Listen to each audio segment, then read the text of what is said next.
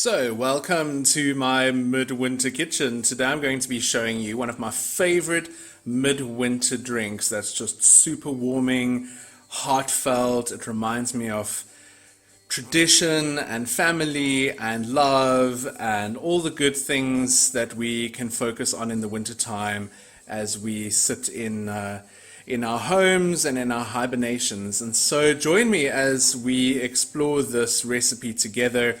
It is such a simple recipe and you can make it as complex or as basic as you would like it. So not all of these are going to be the ingredients for the recipe. These are just some of the things that I have here in my kitchen that I use all the time. But what you will need for this recipe, the most basic, is you will need some apple juice. Fresh or store-bought is fine. And then you're also going to need some cloves, if you like cloves, because cloves are really, really warming and so nice to bring into the recipe. And then I've got here cinnamon, which is the essential ingredient. Apple juice and cinnamon are the most important parts of this recipe, but cloves, nice addition.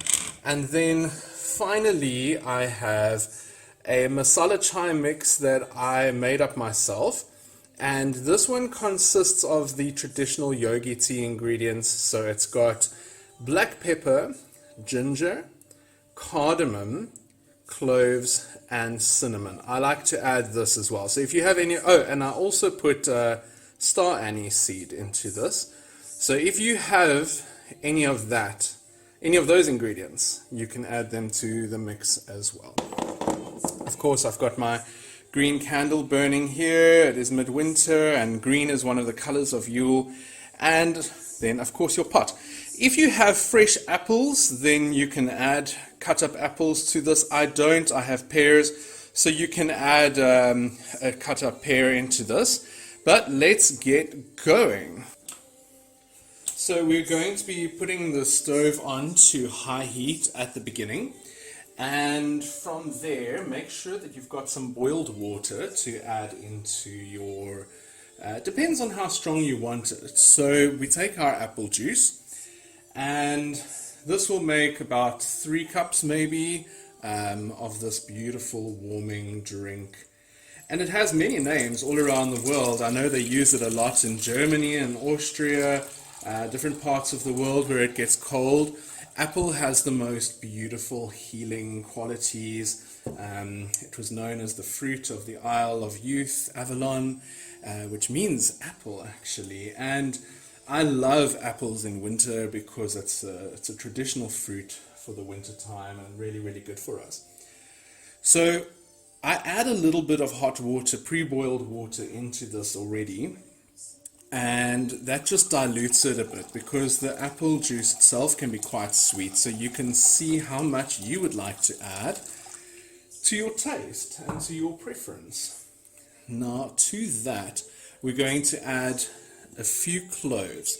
Don't add too many cloves because I like to keep, this is a midwinter cup that a friend of mine made me years ago for a midwinter lunch that we had, and there was Chateau Libertad involved in that, the wine. So just take a few cloves out and add it in. I don't like too many cloves because it gets a bit spicy, and cloves have a bit of a numbing effect on the mouth if you have too many. And then with your mix of your chai masala, you don't have to add this, but I like it because it's pre-mixed already and I make this at home. You can really add anything you want to it. It can be nutmeg, cinnamon, black pepper, cloves, cardamom, ginger, star anise seed, pimento, anything that is nice and warming. So if you don't have that, it's not a problem. I'm quite liberal with how much I put in there because I like to have a nice spicy, warm, glowing drink. And then I do add a little bit more cinnamon into the mix. And you can just use any cinnamon that you can get at your local shop. But as I said at the beginning, the most important part of this recipe is the apple juice and the cinnamon itself. Anything else is just a nice little addition to the mixture. Okay, so not too heavy-handed, just enough to get the flavors in there. Now you'll notice that because I've used the hot water, it's already starting to boil. It's already starting to get nice and hot. We don't want the mixture to boil too long, so as soon as it comes to the boil, we'll just turn the heat down and we will let those spices start to simmer a little bit. And just make sure that you've got everything mixed in nicely. And already it has the most lovely aroma that warms the house up and makes me feel like, well, as a pagan myself, I love the smell of cinnamon and spices and apple in winter because it just has a very hearty and warming effect. And it makes me think of very happy memories of family and childhood. So as this starts to boil, let's look at some of the healing benefits and the magical benefits of some of these spices. So let's look at some of the magical and healing benefits of some of the ingredients that we're adding to this beautiful traditional drink. As always, I love to use Scott Cunningham's Encyclopedia of Magical Herbs, which has been my personal Bible for over 20 years of discovering the magical secrets behind herbs and plants. So firstly, with apple, we see that apple is also known as the fruit of the gods, fruit of the underworld, silver branch, the silver bough, the tree of love. It's a feminine plant associated with the planet Venus and all the gods and goddesses of love and healing, including Venus, Dionysus, Diana, Aphrodite, Apollo, and many more. The benefits of apple is love, healing, garden magic, and immortality. Very often pagans will use apples during the festivals of Samhain and also Yule as well to represent and honor our ancestors because the apple is a symbol of immortality. And the fruit, also known as silver bough, was a kind of a magical charm which enabled anyone who carried it to enter the land of the gods, in Celtic mythology known as Avalon. In the English ballad Thomas the Rhymer, the Queen of the Fairies warns Thomas against eating the apples and pears which hung in her garden, for to eat the fruit of the dead would ensure that he no longer returned to the world of the living. And in some Wiccan traditions, the apple is a symbol of the soul, and we also bury them on Samhain to ensure that those who will be reborn in the spring will have food during the cold winter months. Magically, the apple has long been used in love magic. The blossoms have been added to love sachets and brews and incenses.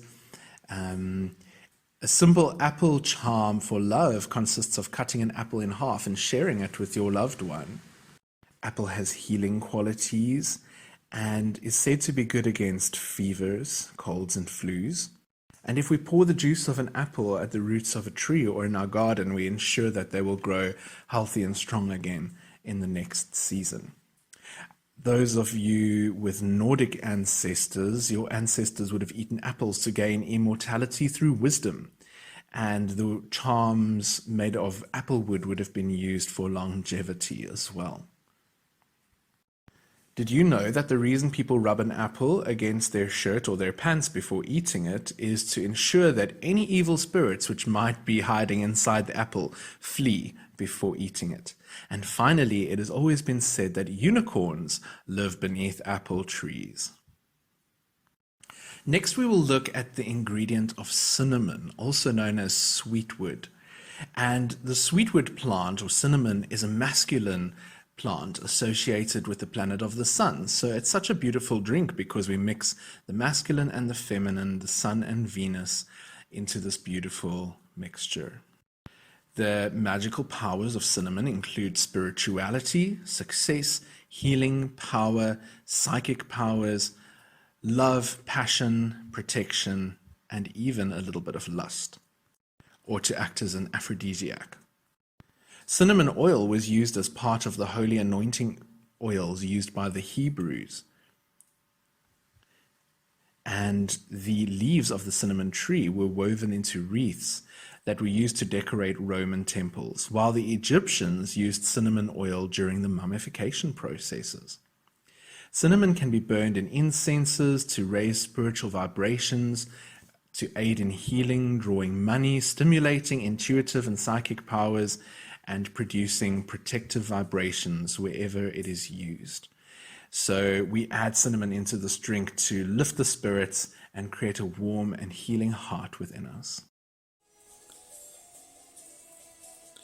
So once your lovely mixture has come to the boil and simmered for a little while, you're now ready to strain and to drink it.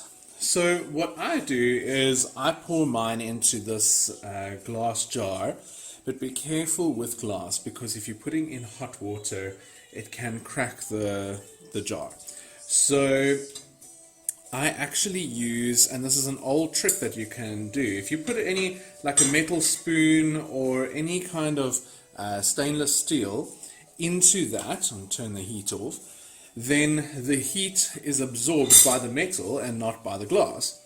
So go ahead and strain your juice, your tea, your potion, your drink into the glass or into any container that you want to. And then you can, if you want to drink it straight away, you're just going to take a little sieve. You can see that I've already used the sieve once. And you just go ahead and you pour directly through the sieve and strain your beautiful warming tea into any glass that you want to drink out of, any mug or cup. And normally I would like to put a stick of cinnamon into this, but I don't have any cinnamon sticks at the moment, and so I'm just drinking it just like that. But what a lovely way to enjoy a healthy and magical drink at this time of winter. So cheers, wassail, and good health to you. Enjoy. Thank you for watching. If you enjoyed this video, please remember to subscribe and to click the bell icon so that you can get notifications of all my upcoming magical videos, recipes, hints, and tips. Until then, blessed be.